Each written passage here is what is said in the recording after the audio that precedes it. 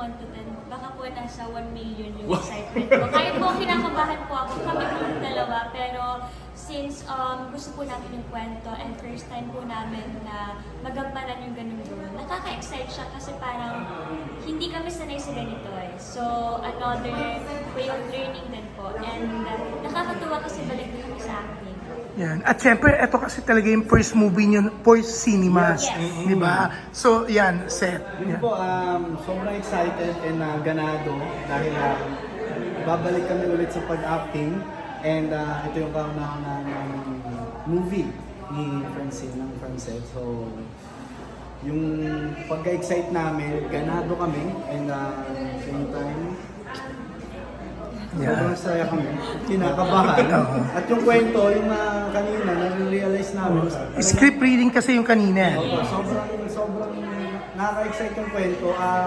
Sa akin kasi, hindi ako sanay sa mga ganong kwento.